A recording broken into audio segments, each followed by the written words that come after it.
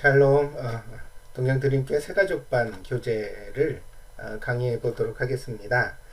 아직까지는 테스트판이고요. 그러니까 이 내용이 그대로 공과가 될지는 조금 더 좀 지켜봐야 될 것 같습니다.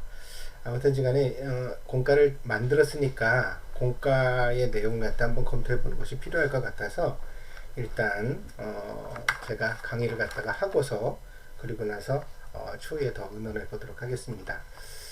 이제 이제 공과를 다룸에 있어서 이렇게 생각을 하고 있습니다. 목사가 직접 이제 이거를 다룰 때는 1시간 정도의 시간을 갖다가 생각을 하고요. 스텝이 다룰 때는 이제 스텝이 다룰 때는 30분에서 40분 정도를 예상을 합니다.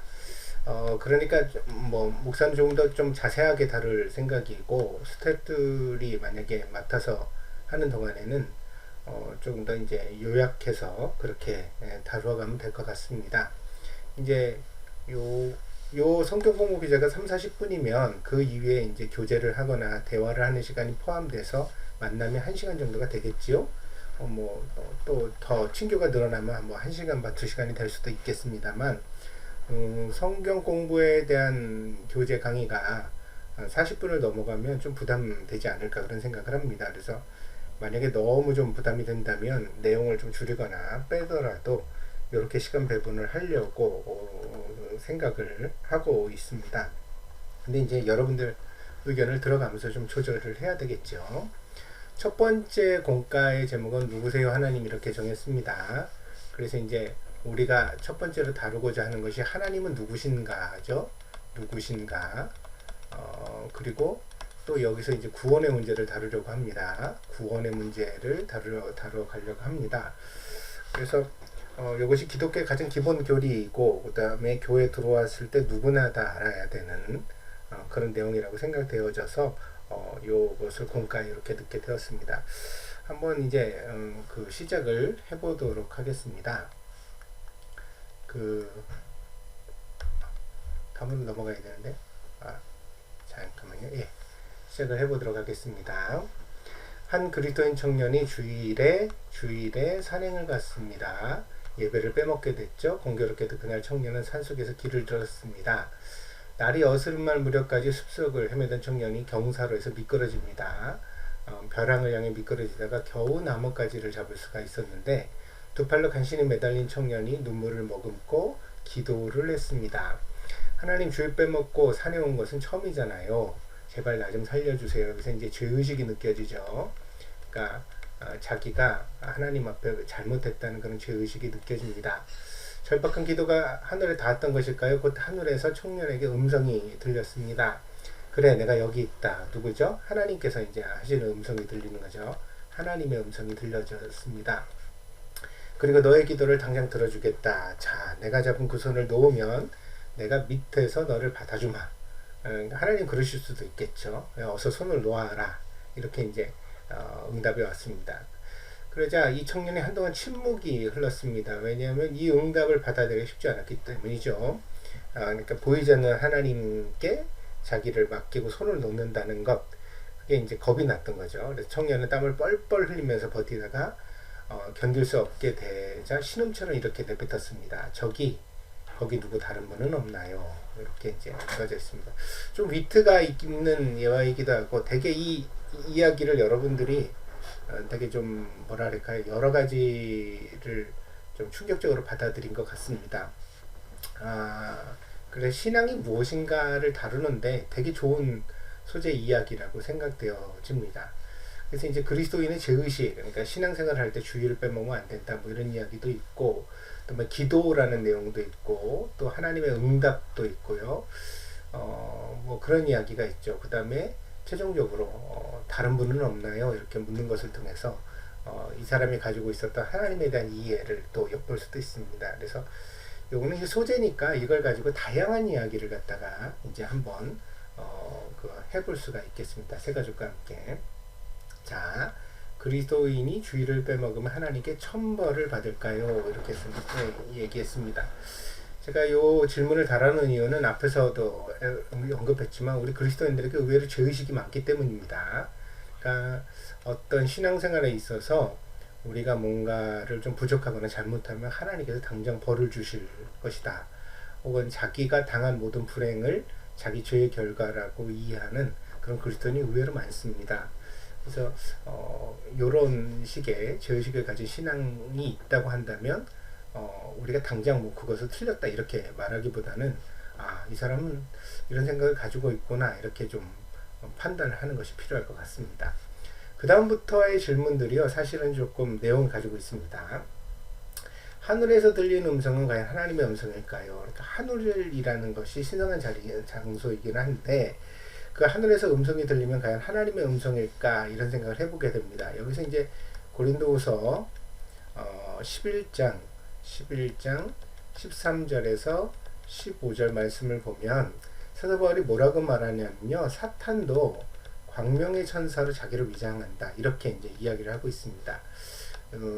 천사로 광명의 천사로 자기를 위장한다 이렇게 이제 이야기를 하고 있거든요. 이러한 예가 구약 성경에도 나옵니다. 그게 이제 사무엘상 28장에 나오는 이야기인데 엔돌이라는 곳에 신접한 여인이 있었습니다. 이 여자에게 사왕이 찾아가죠. 이유는 사무엘 선지자가 이제 그 세상을 떠났는데 이 사무엘 선지자로부터 자기가 뭔가 좀 이 사무엘왕이 멘토로 여겼던 거죠. 사무엘 선지자를. 그래서 사무엘 선지자와 대화가 하고 싶어서 신접한 여자를 찾아갑니다. 그랬더니 이 엔돌에 신접한 여자가 실제로 땅에서 이제 사무엘 선지자를 올라오게 하죠. 그런 다음에 사울왕과 대화를 나누는데 이때 이제 나타난 사무엘 그 선지자의 땅에서 나온 그 혼령이 이제 사울왕을 몹시 야단치는 그런 모습을 갖다가 사무엘상 28장에서 보여주고 있습니다. 근데 여기 문제는 이제 뭐냐면 이 엔돌의 그 여자가 신접한 여자라는 거죠. 당시로 말하면 무당입니다. 무당이 불러낸다고 사무엘 선지자가 나온가? 그리고 또 사무엘 선지자가 분명히 하나님의 사자로서 천국으로 갔을 텐데 땅에서 나오는가? 이런 이야기들이 이제 논지가 되는 거죠. 그래서 이 이야기를 가만히 보면 우리가 그 모양으로는 마치 사무엘 선지자가 등장한 것처럼 이해할 수 있지만 사실은 이거는 사단이 사울왕을 갖다 미혹에 빠뜨리기 위하여서 한 그런 어떤 수작이라고 우리가 이해하는 것이 더 성경적이라고 할 수가 있겠습니다. 그런 면에서 이제 성경도 경고하고 있는 거죠. 뭐냐면 하늘에서 음성이 들린다고 해서 그게 다 하나님 음성은 아니다. 그런 거죠. 그래서 우리가 이 신비한 현상에 대하여서 경계심을 가지고서 우리 그 신앙의 어떤 점검을 할 필요가 있다는 것을 알게 됩니다. 그렇다면 이제 신비한 현상들은 무엇에 검증을 받아야 될까요? 이게 이제 말씀인 거죠. 말씀 그리고 성경. 우리 교회의 표지가 그렇다고 그랬죠. 그러니까 모든 것의 기준은 하나님의 말씀이다. 그러니까 성경 말씀에 근거하여서 모든 것을 판단해 가야 된다. 이런 이제 이야기를 들을 수가 있겠습니다. 이런 이야기가 여기에 있고요. 그 다음에 이제 세 번째 질문이 있는데 잠깐만요. 이거 지우고서 다시 보겠습니다. 세 번째 질문이 있는데 응답이 마음에 드십니까? 이렇게 물었어요. 그러니까 하나님의 응답과 그 응답에 대한 나의 태도를 보자는 거죠. 그러니까 우리가 하나님이 나에게 어떤 응답을 주셨을 때 그게 내 마음에 드냐 안 드냐를 가지고서 호불호에 따라서 순종과 불순종을 결정하게 된다면, 다시 말하면 내 마음에 들면 순종, 내 마음에 안 들면 순종 못하겠습니다. 이런 것들이 과연 신앙일 수 있겠는가? 하나님의 응답이 나타날 때 그 응답에 대한 우리의 태도가 어떠해야 되는가도 이제 좀 더 중요한 문제가 된다는 것을 조금 생각해 봤으면 합니다. 네 번째, 내가 청년이라면 손을 놓았을까? 그러면 손을 놓는 것, 이제 그 손을 놓는 것 마치 번지 점프를 하듯이요. 번지 점프를 하듯이 때로는 그래야 합니다. 그러니까 하나님께 나의 모든 생명과 나의 모든 것을 맡기고서 믿음에 큰 용기를 내야 되는 순간이 있는 거죠. 그런 것이 이제 기드온이 300명의 용사를 데리고서 뭐 15만 명이 넘는 미디안과 싸움을 벌이는 그런 일들이죠. 그런 건 이제 믿음의 번지 점프라고 할 수가 있죠. 그러니까 그 응답이, 하나님이 주신 응답이 마음에 안 들었기 때문에 기드온 같은 사람도 막 계속 테스트를 하잖아요. 뭐 양털에다가 이슬이 내리게 해달라, 또 양털만 빼고 마당에 이슬이 내리게 해달라, 뭐 이런 식으로 이제 하나님 앞에 용기를 구하는 그런 기도를 드리게 되어지는데, 그러니까 믿음이란 번지 점프를 포함하고 있습니다. 손을 놓아야 할 때가 있는 거죠. 그러나 항상 그렇게 하는 것이 반드시 믿음은 아니라는 거예요. 그래서 우리가 마태복음 4장에 나오는 예수님께서 광야에서 마귀에게 시험을 받을 때에도 그 높은 성전 꼭대기에서 뛰어내리라는 시험이 있지 않습니까? 거기서 이제 예수님께서 그렇게 말씀하시죠. 주 너희 하나님을 시험하지 말아라. 응? 그러니까 이 손을 놓는 행위가 반드시 믿음이 아니라 오히려 손을 놓는 것이 아니라 하나님의 말씀에 입각하여서 이제 어떤 판단을 하는 것이 훨씬 더 신앙적이다. 그런 것들을 우리가 생각해야 합니다. 나는 같은 처지라면 뭐라고 기도했을까요? 이것도 재미난 얘기인데, 기도의 언어가 사실은 그 사람의 신앙의 수준을 결정합니다. 기도라는 것은 우리가 언어로 하잖아요. 언어로 드리잖아요. 그러니까 이 언어가 얼마나 깊이가 있는가, 또 얼마나 진실한가, 또 얼마나 깊은 묵상을 담고 있는가, 뭐 이런 내용들이 사실은 그 사람의 신앙을 규정하게 되어진다는 거죠. 그래서 사람이 깊이가 없고 진실하지 못하고 묵상이 없는 사람이 그런 기도를 드릴 수는 없는 거거든요. 그래서 이와 같은 처지에 내가 처했다고 생각을 하고 나는 그럼 어떻게 기도할까를 생각해 보면 우리가 조금 우리의 신앙의 수준 같은 것들을 또 점검해 볼 수가 있겠습니다. 그런 내용이 되어지고요. 그 다음에 6번째, 내가 원하는 하나님의 응답은 뭔가. 그러니까 응답에도 내가 호불호가 있다는 거죠. 그러니까 내가 원하는 응답, 이것이 이제 우리의 신앙을 점검하는 중고점이 되어지기도 합니다. 그러니까 나는 하나님께 나의 주권을 내어드리고 있는가. 그러니까 내가 원하는 응답이라고 그랬지만 우리가 온전한 그리스도인이라면 하나님이 원하시는 응답을 받아들일 준비를 하겠죠. 근데 이제 그렇지 못할 때, 여전히 내가 주도권을 가지고 있고자 할 때 어떤 내가 원하는 응답을 고집부리게 되어지는 거죠. 그러니까 이런 고집의 상태가 우리의 신앙과 잘 조화되지 못한다는 거. 이 이후에 공과의 내용을 하면서 사실은 이런 내용들을 다 건드리고 보게 됩니다.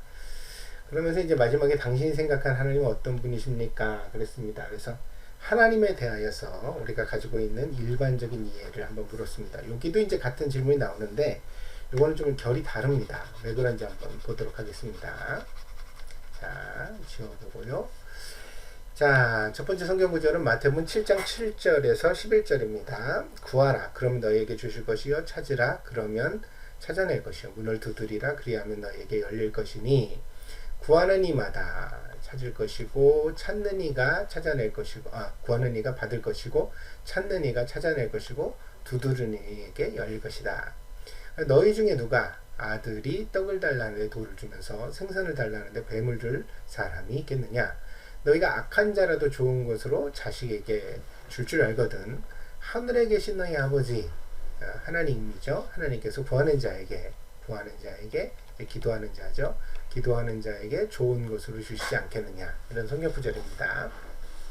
이 부분은요, 그러니까는 스스로 하게 하는 게 좋겠습니다.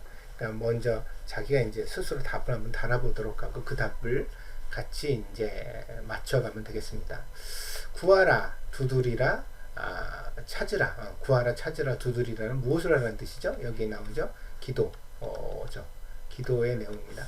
요 이후에 이제 주기도문이 나오게 되거든요. 요 본문에서도 예수님이 가르치신 기도가 나오게 됩니다. 마태복음 7장에서. 그렇기 때문에 이 본문에서, 성경 본문에서의 중심이 초점이 바로 기도입니다. 우리가 알 수 있죠. 그래서 이제 구하라, 찾으라, 두드리라는 것은 결국 우리에게 하나님 앞에 기도를 드리라는 그런 예수님의 가르침이라고 볼 수가 있겠습니다. 자, 구하고 찾고 두드리며 어떤 결과를 기대할 수 있죠? 8절에 나옵니다. 구하는 이는 어때요? 받게 됩니다. 받고, 찾는 이는 찾고, 두드리는 이에게 열리죠. 열리다. 이런 것들을 이제 기대할 수 있겠습니다. 세 번째, 사람과 하나님의 공통점이 있습니다. 그것이 무엇입니까? 그랬습니다. 이게 뭐죠? 9절에서 11절인데 요 부분입니다. 요 부분인데 이거 이제 뭐예요? 아버지가 심지어 악한 아버지라도 자식에게 좋은 걸 준다 이런 거죠. 그래서 사람과 하나님의 공통점은 사랑하는 자에게 좋은 것을 주려는 마음이 있다는 것입니다. 자에게 좋은 것을 이게 이제 응답이죠. 응답을 주려는 마음이 있다. 주려고 한다. 이렇게 되겠습니다. 자, 네 번째, 하나님께서 구하는 자에게 주시는 가장 좋은 것은 뭡니까? 그래놓고 로마서 10장 15절을 달아놨죠. 여기 찾으면 보내심을 받지 아니하였으면 어찌 전파하리요. 기록된 바 아름답도다. 좋은 소식을 전하는 자요. 그러니까 여기 좋은 것과 좋은 소식을 이제 같이 연결한 겁니다. 그래서 하나님이 기도하는 자에게 주시는 가장 좋은 것은 복음이다. 좋은 소식이 복음이죠. 복음. 로마서에 나오는 대표적인 복음의 구절입니다. 자, 이렇게 이제 썼습니다. 이렇게 정리를 해내고 나면 당신의 하나님은 어떤 분이십니까? 그러면은 이 본문 지금까지 나눈 성경 구절을 기초로 대한다면 아버지죠. 좋은 아버지죠.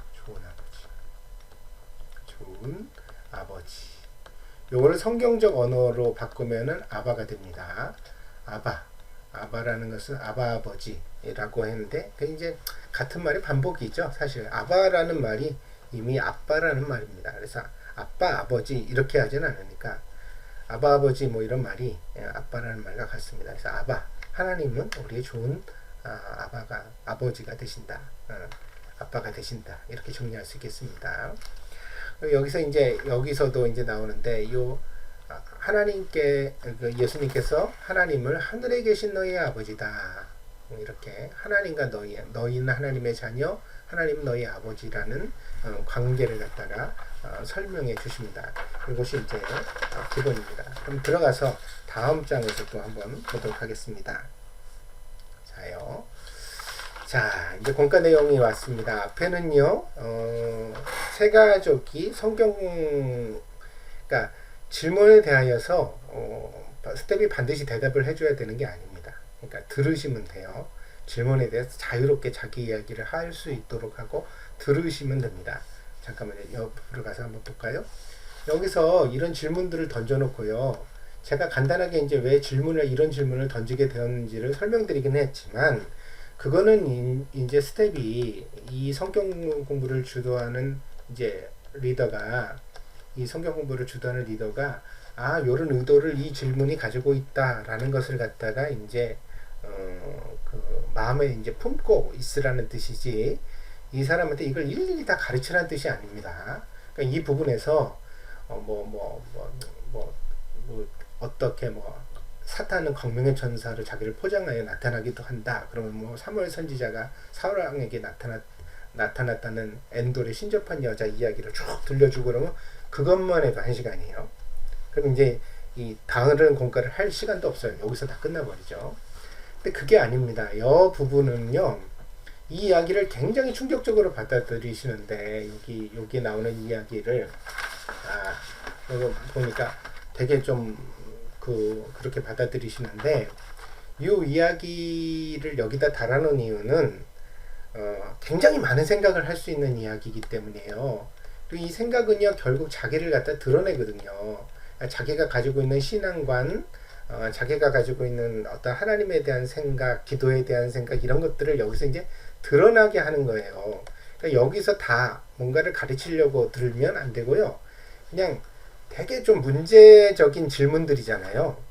이런 질문들을 사실 속으로 품고 살기도 하고요. 그러니까 그런 것들을 잘 듣는 거예요. 세가족으로부터.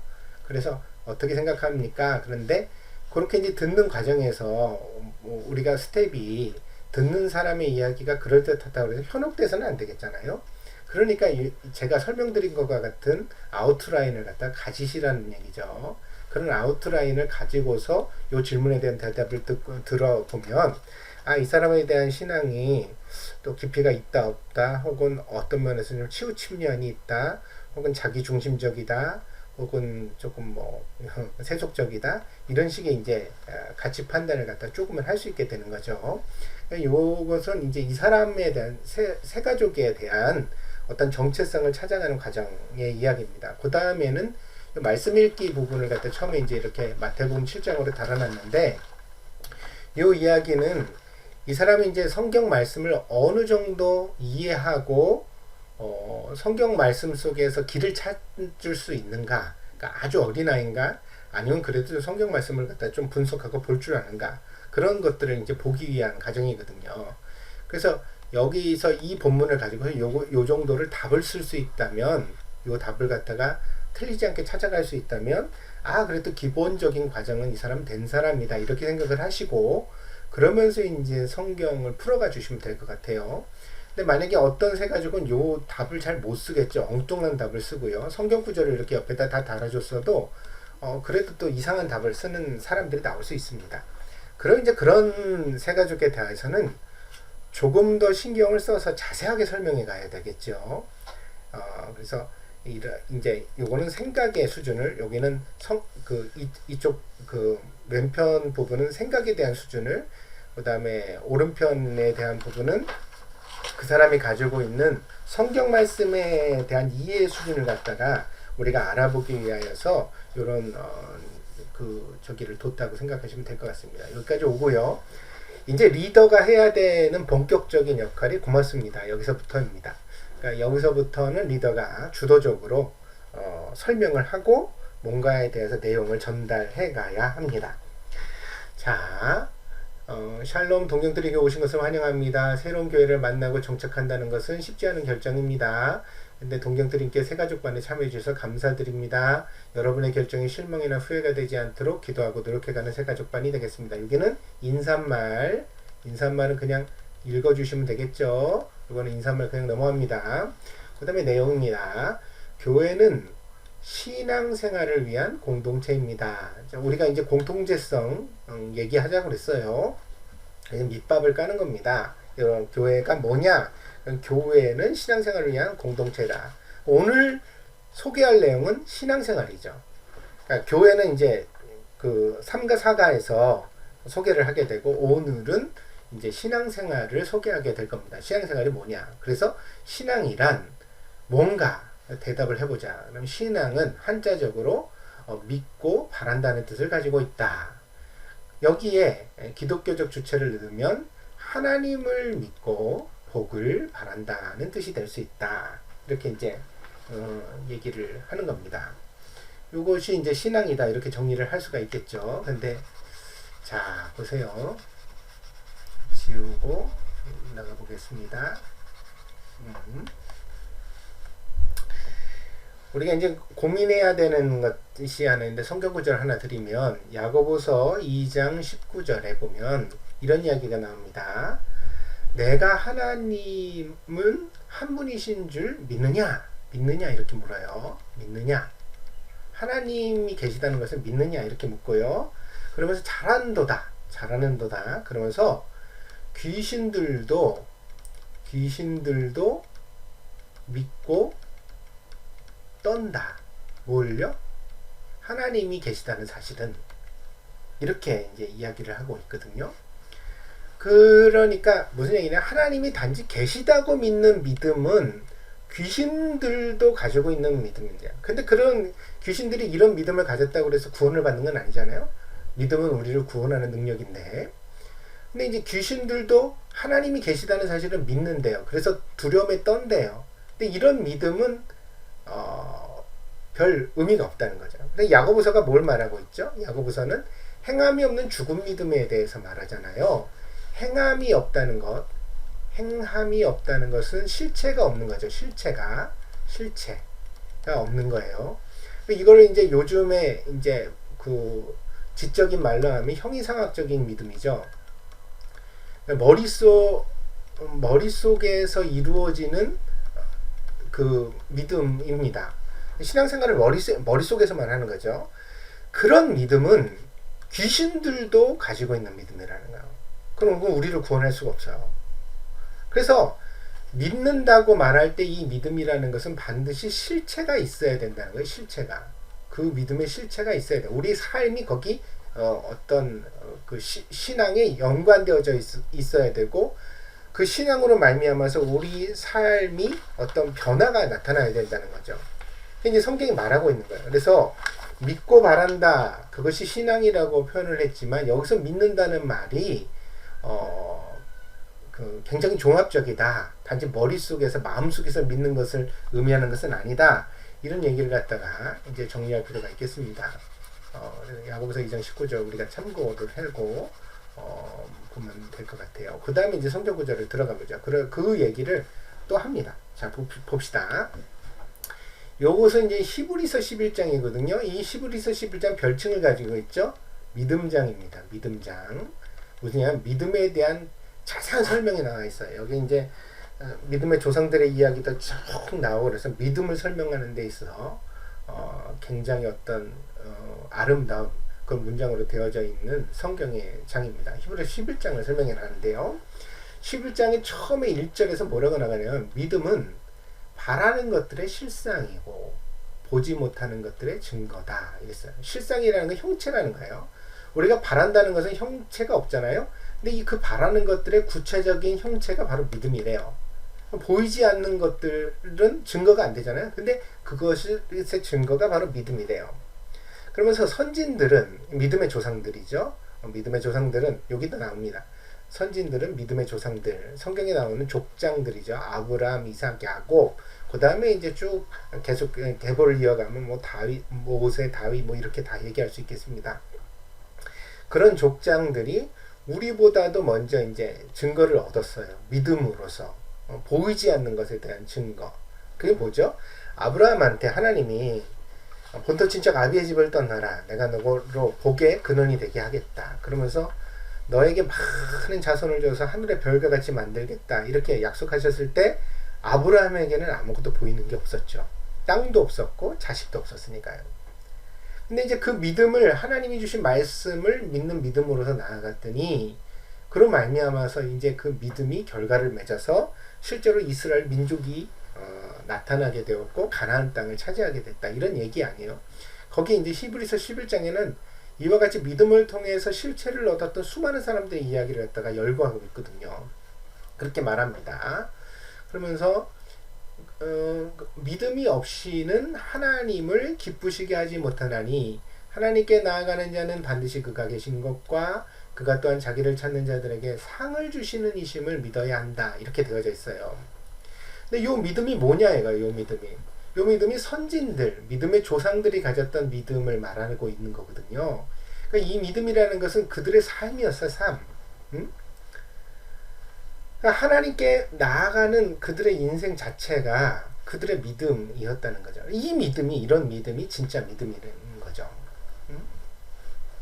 그래서 이런 믿음을 가져야 우리가 하나님께 상을 바랄 수 있다는 것입니다.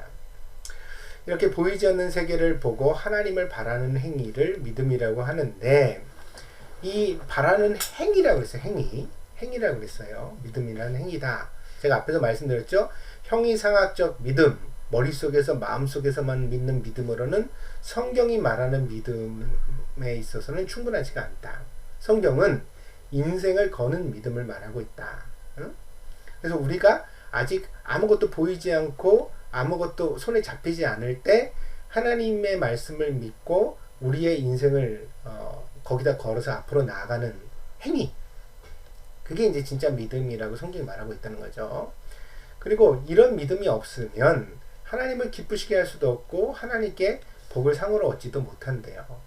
분명히 성경이 그렇게 말하고 있죠. 여기서.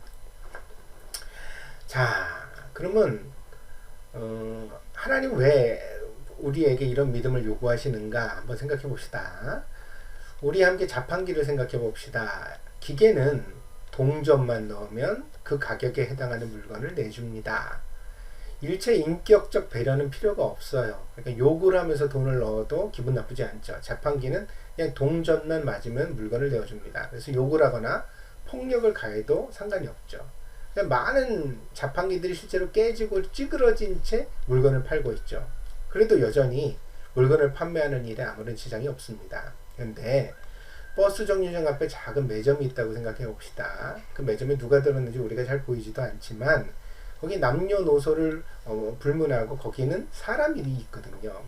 그럼 이 사람한테 만약에 우리가 굉장히 불쾌한 말을 하거나 폭력적인 언사를 하면서 물건을 달라고 하면 줄까요? 안 줄까요? 뭐 굉장히 그 불량배한테 겁을 먹어서 억지로 그 협박을 당해서 주는 경우도 있을 수는 있겠지만, 그러나 기분이 나쁘면 그 사람은 어때요? 물건 판매를 거절할 수도 있고요. 또 자기가 정말 좋아하는 사람, 아침마다 보면서 굉장히 기분 좋았던 사람 있죠. 그런 사람한테는 뭐 물건을 사는데 요구르트를 하나 더 끼워서 준다거나 그런 일들이 이제 가능하게 되어지는 거죠. 이거 왜 그렇죠? 인격적 교류가 있기 때문입니다. 그 사람의 기분을 좋게 하거나 그 사람의 기분을 나쁘게 하는 것이 결과로 돌아오는 거죠. 이게 인격적 관계예요. 그걸 말하고 있어요. 때문에 하나님을 신앙할 때, 그러니까 우리가 신앙생활 믿음을 갖는다고 그랬잖아요. 믿음. 이 믿음을 갖는다는 것은 하나님을 자판기처럼 여기서는 안 된다는 거예요. 아무리 헌금을 많이 내고 교회에서 열심히 활동을 해도 하나님이 인격적으로 싫어하는 행위, 그러니까 하나님의 기호가 있겠죠. 하나님의 성품에 맞는 것이. 그러니까 하나님이 싫어하는 행위를 숨기고 있으면 그 사람은 하나님의 기쁨이 될 수가 없다. 또한 그 사람은 하나님께 복을 얻지 못한다. 그래서 이 믿음이라는 것은 반드시 무엇이 그 안에 내포되어 있다? 인격과 어떤 행동이 내포되어 있다는 것을 말하고자 했습니다. 왜 이야기를 하느냐면요, 우리를 구원하는 믿음이라는 것이 그런 믿음이기 때문이에요. 머리로만 믿어서 구원을 얻는 사람은 없어요. 성경은 그렇게 우리에게 말하지 않거든요. 그래서 우리가 바른 믿음을 갖는다는 것은 우리의 인격과 우리의 행동, 삶이 반드시 거기에 이제 포함되어져 있어야만 하나님이 인정해 주신다. 왜냐하면 하나님은 그런 것들을 느끼고 보시는 인격의 하나님이시기 때문이다. 그 얘기입니다. 그래서 인격적인 하나님이 싫어하는 행위를 죄라고 합니다. 싫어한다는 것이 이제 이 하나님의 인격과 반대되는 거죠. 인격에 반대되는 행위. 하나님은 정직한 분인데 우리가 거짓말하면 어떻겠어요? 정직한 하나님이 그런 행동을 하는 사람을 혐오하시죠. 그렇다는 얘기예요. 하나님은 굉장히 고상한데 우리가 무례하면 어떻게 되겠어요? 하나님이 그런 사람을 좋아하시지 않죠. 그런 걸 얘기하는 거예요.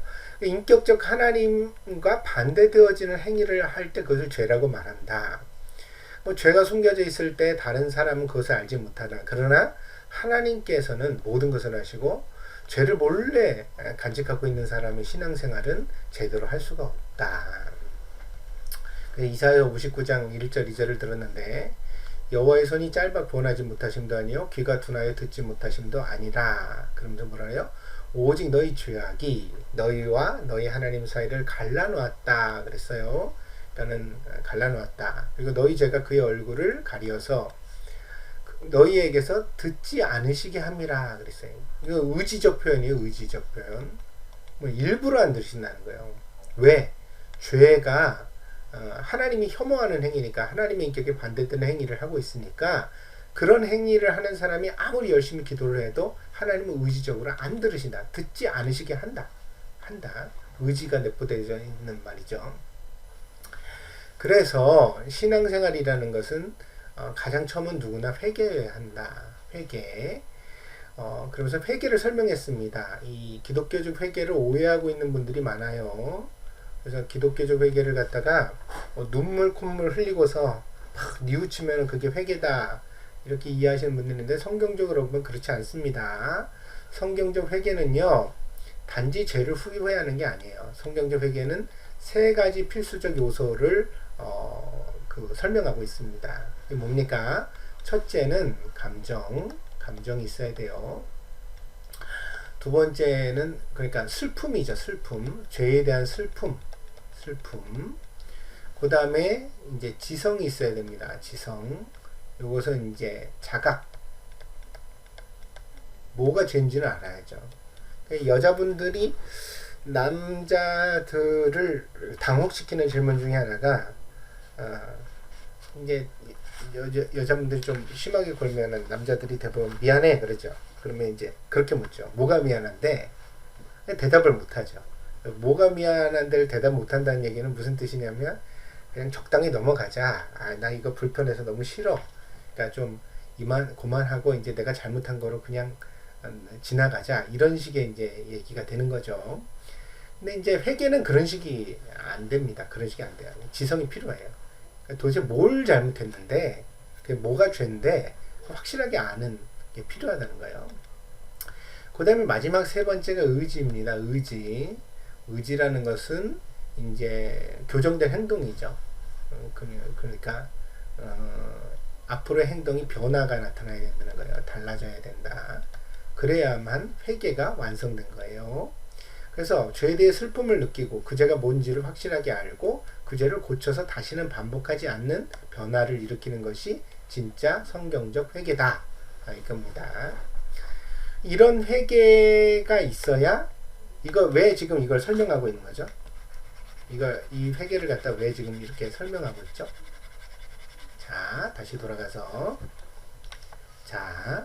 우리는 앞에서 하나님은 누구신가? 라고 물었어요. 하나님은 누구신가? 라고 물었어요. 그러면 신앙이란 뭐냐면 신앙은 하나님을 믿는 건데 이 믿음이라는 것은 무엇이다? 우리의 인격과 그 다음에 삶, 행동이 내포되어져 있는 것이어야 한다. 이렇게 말했거든요. 그러면서 왜 우리가 그럼 인격적 믿음을 가져야 되느냐? 우리의 믿음에 우리의 인격을 담아야 되느냐? 왜 인격적 믿음을 가져야 되느냐? 그랬을 때 하나님은 누구신가에 대한 대답이 하나 나오는 거예요. 그게 뭐죠? 하나님은 인격적인 하나님이시기 때문이다. 인격적인 하나님. 근데 이 인격적 하나님은요, 하나님의 인격이 있으니까 호불호가 있다는 거예요. 뭐냐면 하나님이 좋아하시는 게 있고 싫어하시는 게 있다는 거예요. 그 중에서 하나님이 싫어하시는 것이 죄예요. 죄. 근데 이 죄를 해결하지 않으면 인격적 하나님과 교제할 수가 없는 거죠. 그러면 죄를 해결하지 않으면 교제할 수가 없으니 믿음도 불가능해져요. 진짜 믿음이. 그 신앙도 아닌 거죠. 그러니까 죄를 해결하지 않으면 신앙생활이 아예 시작부터 없는 겁니다. 그래서 뭐라 그래요? 복음과 회개는 동전의 양면과 같이 하나다. 회개 없는 복음은 없다. 만약 누군가 지나간 과거에 대하여서 깊이 뉘우쳐 회개하지 않고서도 복음을 믿고 있다고 말한다면 그 사람은 그냥 상상 속의 믿음을 가진 것일지 모른다. 진짜 믿음이 아니라는 거죠. 그래서 이게 교회 나온다고 목사 설교 듣고서 뭐 조금 감동받는다고 해서 믿음이라고 우리가 쳐줄 수는 없는 일이에요. 믿음은 보다 더 깊은 것을 우리에게 요구합니다. 그래서 이런 이야기를 지금 하고 있는 겁니다. 그래서 만약 어떤 사람이 스스로 그리스도인이라고 하면서 과거의 악행을 거듭하고 있다면 사채놀이 계속하고 뭐 술장사 계속하고 남한테 거짓말 계속하고 폭력을 일삼는 일을 계속하고 있다면 그것은 참된 회개가 된 거예요? 아니에요? 아니죠. 회개가 없는 복음은 없어요. 회개가 안 일어나면 복음도 없다. 복음이 없으면 이거 믿음도 없는 거죠. 믿음, 신앙도 없는 거죠. 이것도 없는 거죠. 그러면 그 사람의 구원은 의심받아 마땅하다. 우리가 단정 지을 수는 없어요. 왜냐면 어떤 사람이 겉으로 나는 행동과 그 사람의 마음의 상태를 우리가 어떻게 알겠어요? 하나님만 아시지. 그러니까 목사든 성도든 남의 구원에 대해 함부로 얘기해서는 안 되는 거예요. 그러나 적어도 이 사람이 이런 외양을 보이고 있다면 그 사람의 구원을 의심할 만하다. 저런 사람 저 구원받은 게 아닐 텐데 이런 생각을 이제 우리가 가질 수 있다. 이런 얘기입니다. 그림을 하나 그려봤는데 이거 이제 이런 간단한 도식이죠. 이런 것은 그냥 머릿속에 넣어주면 좋을 것 같아서 그냥 한번 참고로 그려본 겁니다. 뭐 그렇게 깊은 의미는 두지 마세요. 사람이 두 종류가 있는데 여기는 이제 죄인인 상태고 여기는 회개한 사람의 상태인 거죠. 죄인은요, 죄로 말미암아서 그 신앙이 막혔어요. 여기서 죄로 말미암아 막혀서 아까 그랬죠? 듣지 않으시게 함이니라. 듣지 않으시는 거죠. 근데 우리에게는 회개를 통하여서 어떻게 해요? 예수를 믿는 믿음으로 십자가를 통해서 창조주 하나님과 연결되었죠. 연결되었죠. 이 연결의 상태를 신앙이라고 말하는 거죠.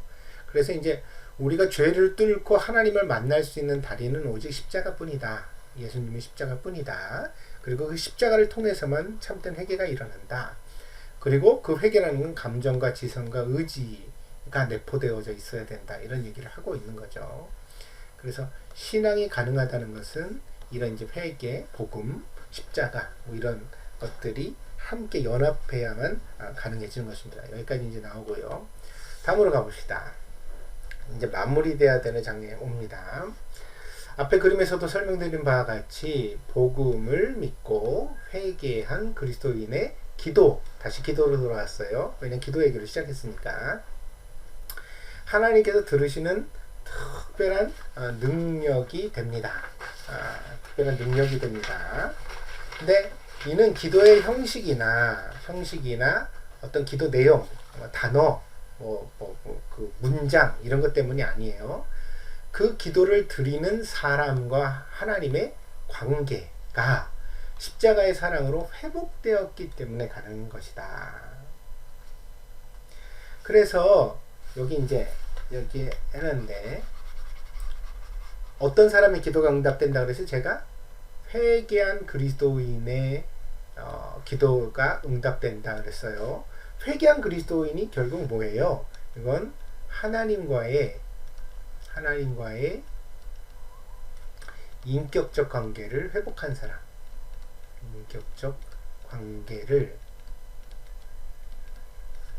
한마디 더 넣는다면 십자가를 통해, 그게 십자가가 우리에게 참된 회개를 말하는 거죠. 십자가를 통해 회복한 사람, 이게 이제 회개한 그리스도인이죠. 이 회개한 그리스도인이어야 기도가 시작되는 거예요. 기도는 그냥 아무나 하는 게 아니에요. 다시 한번 말씀을 드리거니와 하나님께 응답을 받는 특별한 기도의 방식, 형식이나 언어가 따로 있는 거예요. 뭐 방언도 있는데 방언으로 기도한다고 다 응답되는 거 아니에요. 그게 아니죠. 기도는 방언을 말해도 여전히 죄 가운데 살아가고 하나님과 관계를 망치는 사람들도 있거든요. 그런 사람들의 기도가 외적으로 화려하고 멋지다고 해서 응답되는 게 아니에요. 기도는 사람의 문제입니다. 하나님께서 기뻐하시는 사람의 기도는 응답됩니다. 하나님께서 싫어하시는 기도는 마치 없었던 것처럼 허공에 흩어집니다. 요거 했죠. 이사야서 59장 2절 뭐라 그래요? 듣지 않으시게 함이라. 뭐가요? 죄가 하나님의 듣지 않으시게 함이니라. 제가 이거 의지적 표현이라고 그랬죠. 의지. 하나님이 일부러 안 들으신다는 거예요. 이거. 왜? 죄인이니까. 죄인의 기도를 들어야 될 필요가 있냐? 그런 의무가 나한테 있냐? 하나님이 반문하시는 거죠. 그래 다시 말하지만 이 신앙생활은 결국 변화된 사람이 하는 거예요. 응? 이 사람의 문제. 응? 하나님과의 인격적 관계를 회복한 사람이어야 기도가 시작되는 거예요. 자, 하나님이 싫어하시는 사람을 성경이 악인이나 죄인이라고 말해요. 왜냐하면 성경이 말하는 창조주 하나님은 정의를 기뻐하시는 인격적 하나님이에요. 정의. 그러니까 옳은 것을 아름답다고 말씀하시는 분이죠. 그래서 세상을 만드시고 보시기에 참 좋았다 그랬을 때 그것은 온 세상에 하나님의 정의가 가득 찼다 이런 뜻입니다. 그래서 하나님 보실 때 모든 것이 있어야 될 때 있고 해야 될 일을 서로 하면서 참 조화롭게 있구나. 이게 참 좋다. 하나님은 그런 분이라는 거예요. 그러니까 뭐 뭔가 파괴되고 착취하고 누군가에게 막 뭐랄까 폭력이 되어지고 이런 상황을 하나님 절대 기뻐하지 않으시죠. 그런 인격적 하나님입니다. 그래서 기독교의 복음은 정의를 실현하시는 하나님의 특별한 계획을 우리에게 설명하는 겁니다. 자, 이거 다시 이야기를 할게요. 자, 진짜 다 지워버릴까요? 다 지워버리고 지우개를 지우고서 얘기를 할게요. 자, 기독교 복음의 핵심이 뭐죠? 십자가죠. 제가 십자가를 앞에서 설명드리면 뭐라 그랬어요? 이것은 회개와 관계가 있다. 십자가를 통해 우리는 참된 회개를 할 수 있다. 십자가를 통해서만 참된 죄를 해결할 수 있다. 회개를 할 수 있다. 이렇게 설명을 드렸잖아요. 여기서 이제 하나님이 죄를 다루시는 방식이 나오는데 우리가 이제 회개를 한다는 건 그 죄를 어떻게 하는 거예요? 알고 슬퍼하고 고치는 겁니다. 자, 정리되셨죠? 이게 회개입니다. 그러니까 알기만 하는 것, 슬퍼하기만 하는 것은 수로 안 돼요. 알고 슬퍼하고 고쳐야 돼요. 또 어떤 사람 아는데 슬픔도 없는 사람도 있어요. 그 다 회개가 아니죠. 회개는 죄를 알고 슬퍼하고 고치는 거예요. 근데 문제가 있습니다. 뭐냐면 우리가 알고 슬퍼하고 고친다 그래서 이미 저질러진 죄가 없어지는 것은 아니죠. 죄는 여전히 있습니다. 우리가 아무리 알고 슬퍼하고 고쳐도 요거는 이 회개라는 것은 우리의 미래를 갖다 바꾸는 일이죠. 미래를 갖다가 이제 좋게 하는 겁니다. 유쾌하게 되는 날이라고 사도행전에 나오는데 이제 우리의 미래를 바꾸는 게 회개인 거예요.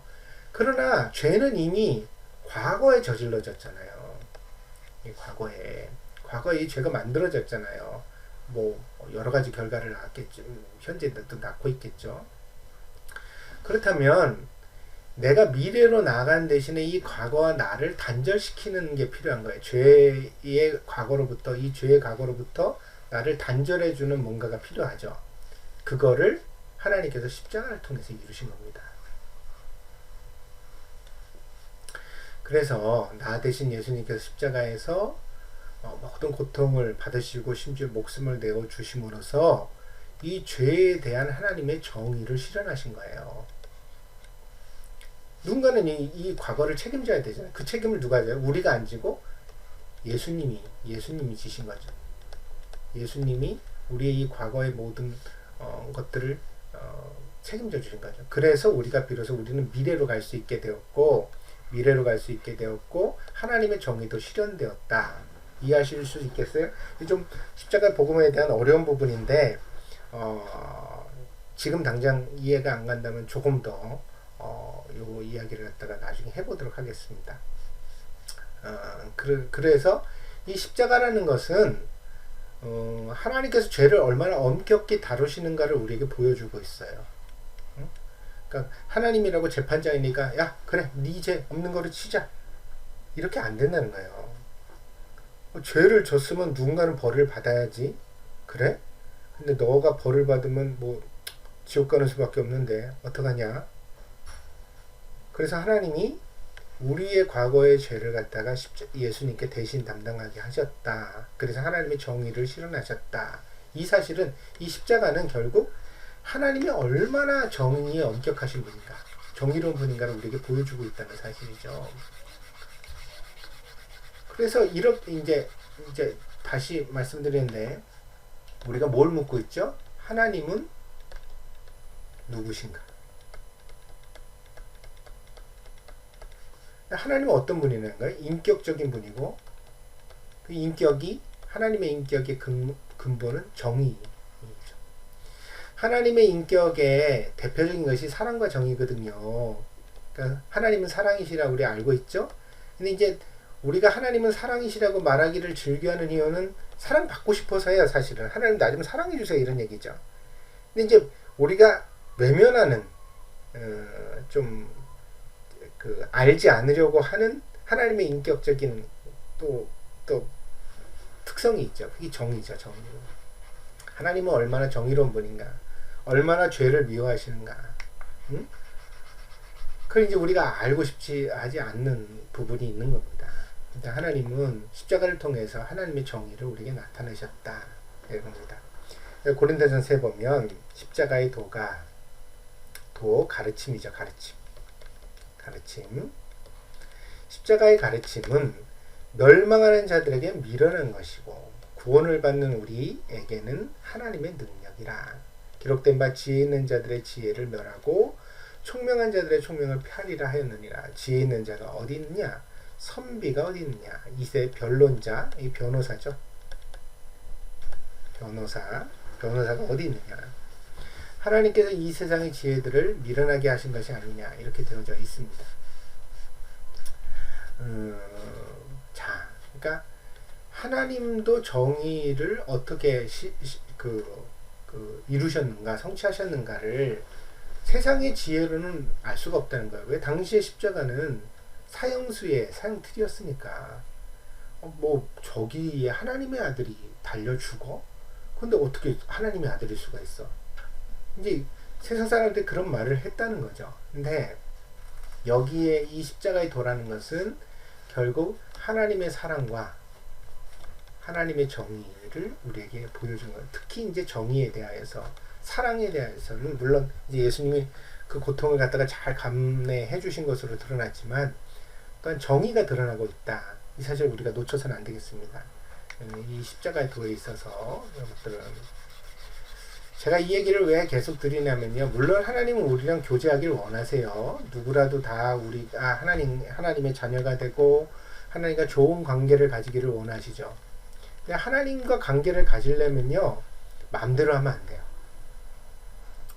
지멋대로 하면서 하나님은 사랑이시니까 다 이해해 주세요, 이런 식으로 가면 절대로 하나님과 좋은 관계가 될 수 없다는 거예요.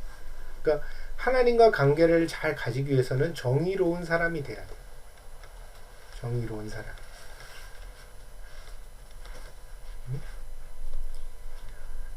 제가 생각할 때는요, 이 하나님의 사랑을 의지하는 건 당연하고요. 왜냐하면 우리는 아무리 열심을 내도 하나님의 정의에서 부족한 사람이거든요. 사랑에 의지할 수밖에 없어요. 그래서 사랑이신 하나님으로 말미암아서 우리는 교제하게 됩니다. 그러나 그렇다 손치더라도 이양 부족한 거 50보 100보니까 내 맘대로 살아도 하나님 다 이해해 주시겠지? 이런 식의 태도는 신앙이 될 수 없다는 거예요. 왜? 신앙이라는 것 자체가 우리의 인격과 삶을 담고 있기 때문에, 인격과 삶을 담아내야 하기 때문에. 제가 그랬잖아요. 귀신도 믿는다고요. 하나님이 한 분이신 건. 그런 믿음으로는 구원받지 못해요. 그런 믿음으로는 하나님 구원은 우리 입장에서 바라는 떡이고, 하나님 성경이 말하는 가장 큰 복은 하나님과 교제하는 거거든요. 하나님과 기쁨의 관계를 가지는 거. 근데 그걸 못 가져요. 이런 식의 태도를 가지면 신앙생활에서. 자, 하나님을 믿는다는 말과 예수님을 믿는다는 말은 같은 말입니다. 그랬습니다. 여기서 이제 삼위일체를 설명해 보려고 그러는데, 이것도 좀 어려운 부분이네요. 나중에 따로 삼위일체에 대한 내용을 강의를 좀 잡아서 해볼까 합니다. 왜냐하면 하나님은 누구신가라고 물었는데 진짜 실제로 하나님에 대해서 잘 모르는 것 같아서,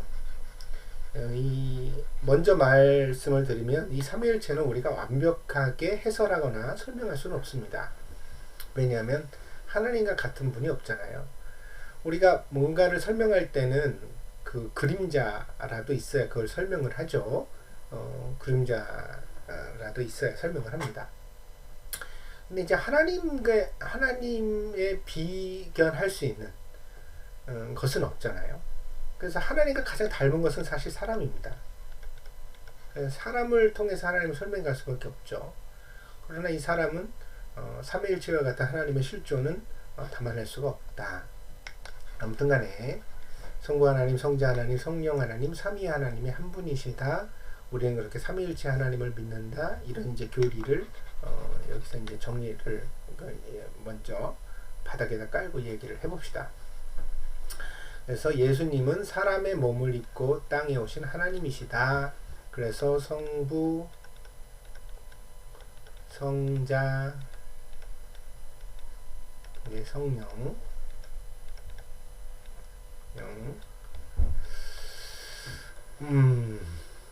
이게 좀 어려운 부분이라서 좀 차차 설명해 보겠습니다. 지금 이제 그냥 이렇게 알고 넘어가죠. 하나님은 성부와 성자가 한 분이시다.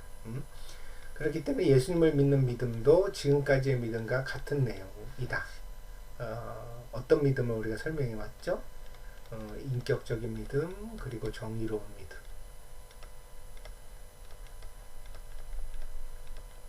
그렇죠?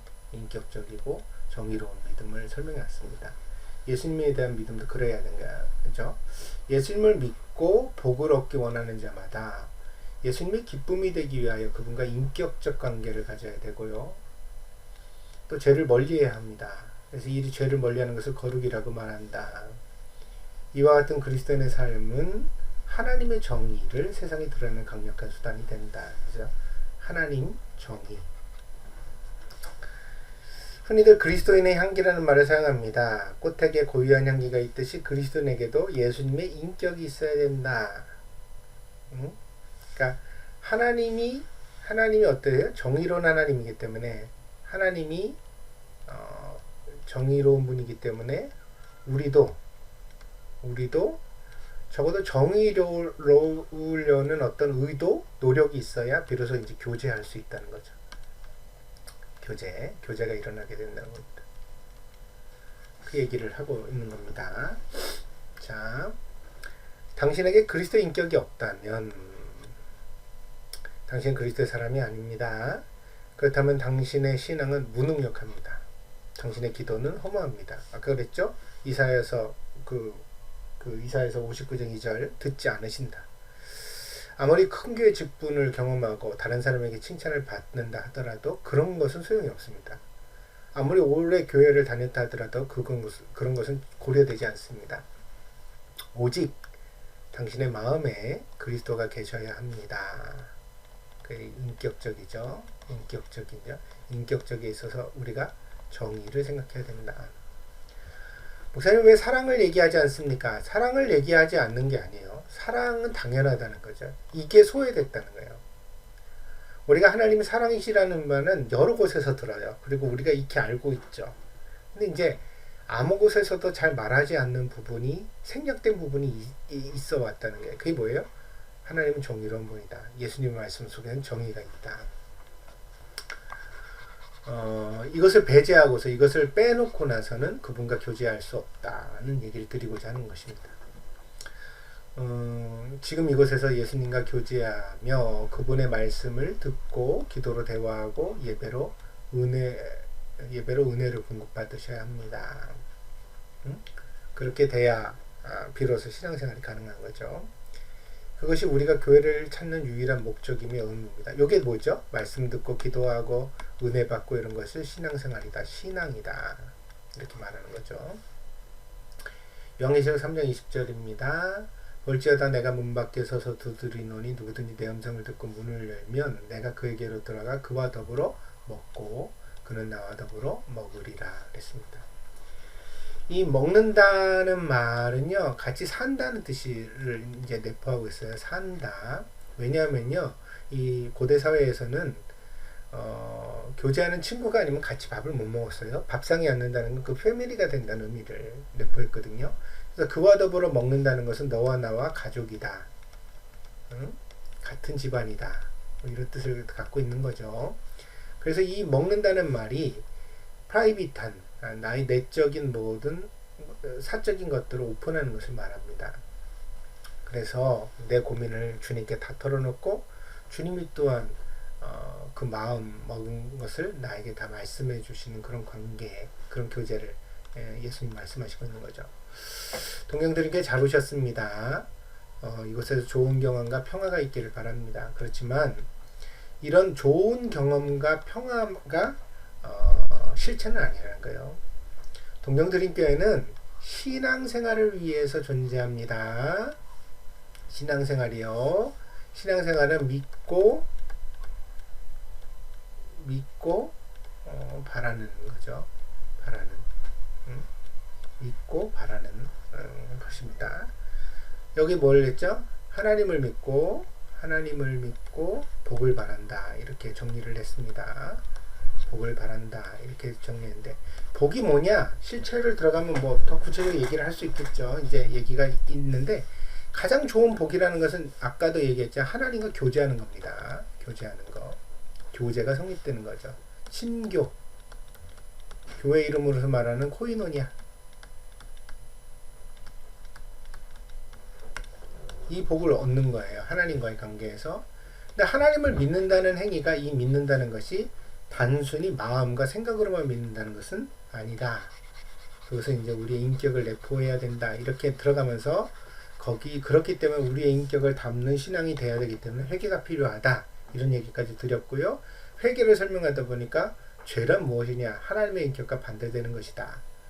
하나님의 인격과 반대되는 것을 우리가 가지고 있을 때 우리는 하나님께 복을 얻거나 혹은 어떤 교제를 할 수가 없게 된다. 이런 얘기를 드렸고요. 하나님의 인격은 도대체 뭐냐 그랬을 때 그것을 이제 하나님의 인격인가 그리스도의 인격이라고 말할 때 그것을 사랑과 정의다. 이렇게 이제 설명을 드리게 된 겁니다. 그러면서 특별히 오늘날에는 사랑은 강조됐지만 정의는 외면되어져 왔다. 하나님이 정의로운 분이라는 사실을 우리가 놓치고 있다. 이런 얘기를 들었습니다. 당신의 동경 드림교회를 통해 예수님의 은혜를 경험하고 삶과 인격이 지속적으로 변하지 않는다면 동경 드림교회는 실패하고 있는 것입니다. 당신의 신앙생활도 실패하는 겁니다. 왜냐하면 우리 한 팀이기 때문이죠. 삶과 인격이 지속적으로 변화되어져 가는 것이 신앙생활입니다. 그렇죠? 하나님께서 우리에게 강력한 의지를 가지고 계십니다. 특히 일본에서는 이제 우상에 물들어 있는 이 땅에 그리스도인으로 살아간다는 건 더 특별한 은혜가 필요하기 때문에 하나님은 이런 우리에게 더 관심이 많으시겠죠. 그래서 오늘 우리는 필요한 은혜를 하나님께 구하도록 합시다. 온전한 그리스도인으로 살고자 최선을 다하지 못했다면 먼저 회개를 하자. 회개. 그분의 능력이 우리 안에 임하여서 은혜를 주시도록 간구를 합시다. 예수님의 인격이 내 안에 나타나도록 성령님의 도우심을 구합시다. 이 얘기 전부 다 회개하자는 얘기입니다. 회개를 통해서 죄를 해결하고 하나님과 더 좋은 관계를 가져갈 수 있도록 토대를 놓자.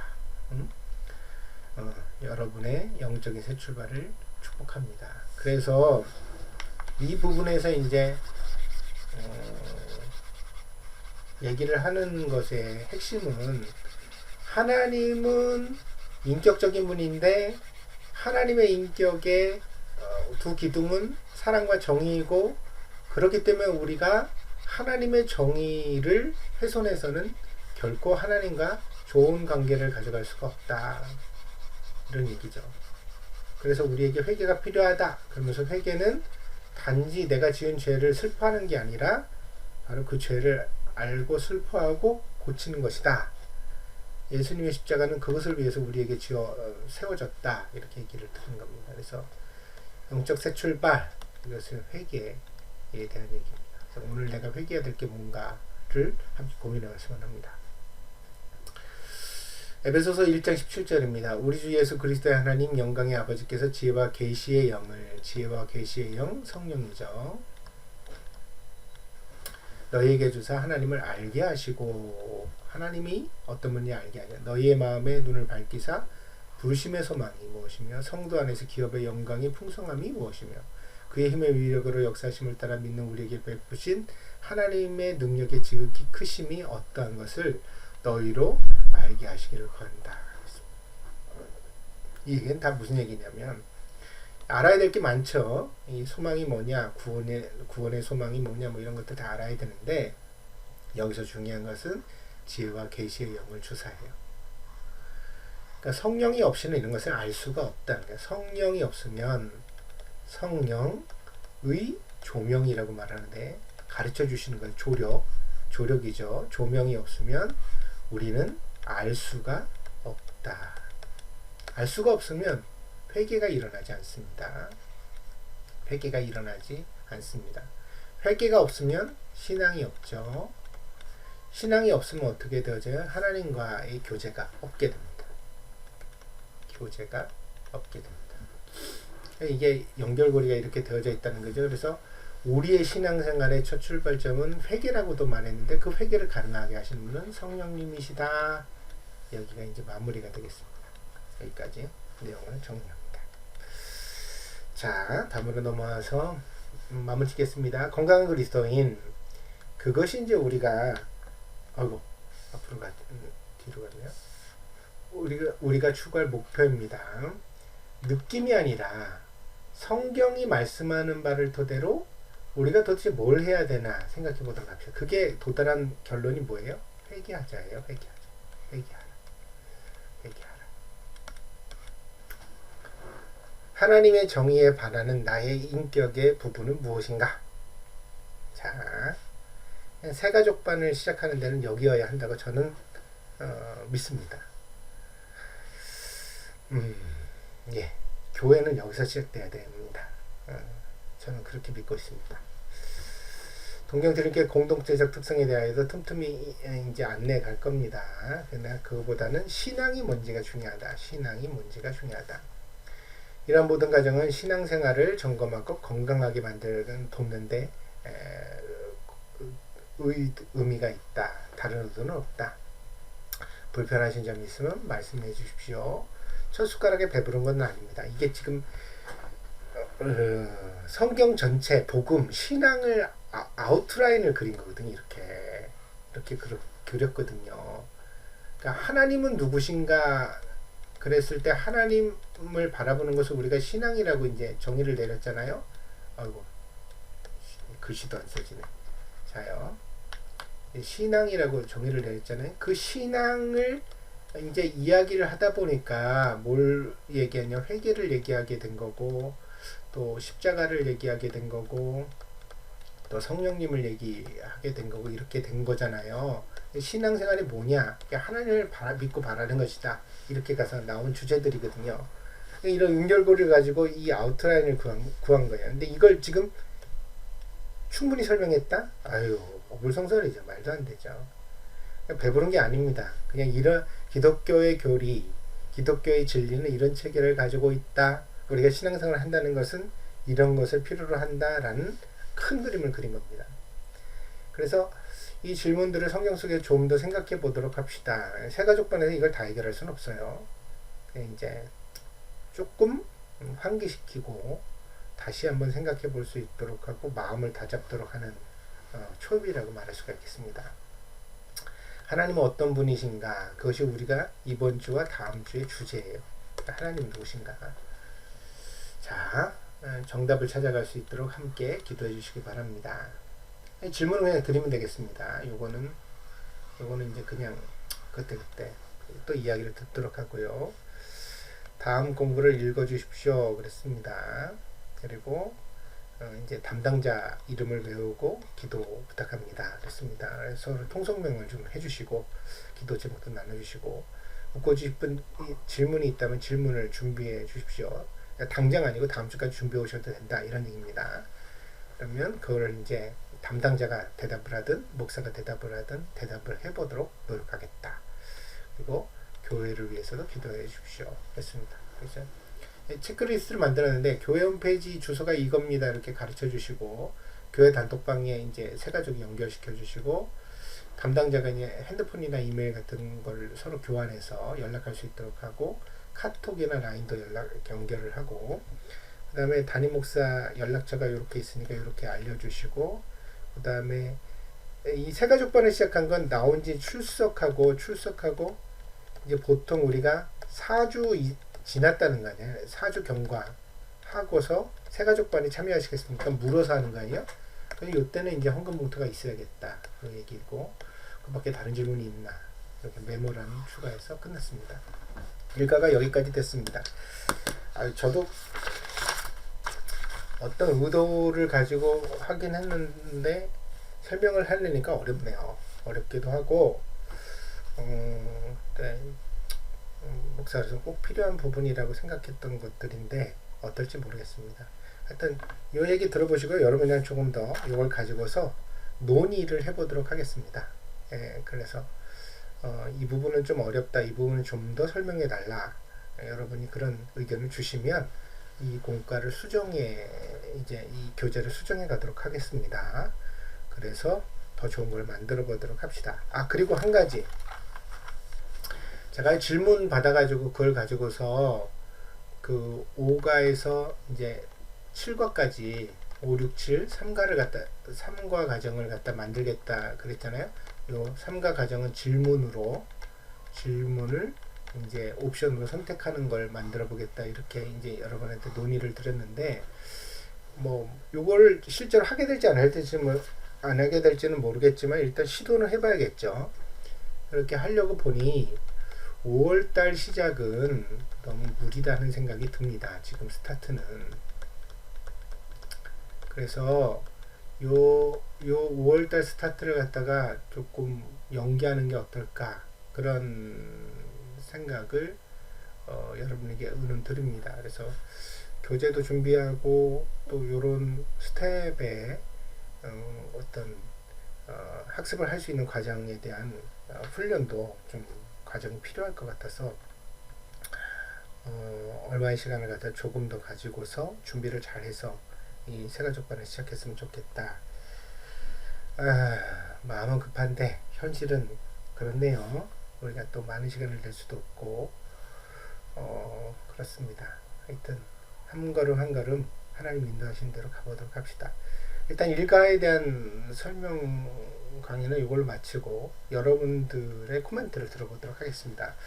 목사에게 코멘트 하실 때요 너무 좀 긴장하지 마시고 또 너무 좀 그렇게 깊이 생각하지 마시고 그냥 친구 간에 의논하듯이 솔직하게 여러 생각들을 갖다 이렇게 피력해 주시고 같이 얘기해 나가면 그러면 제가 되도록이면 여러분 생각들을 반영해 가도록 하겠습니다. 근데 저도 좀 고집이 있는 사람이라 다 반영해 드린다고 그렇게 약속 못합니다. 그렇지만 되도록이면 여러분 생각들과 맞춰가면서 좀 좋은 걸 만들도록 노력해 볼 생각입니다.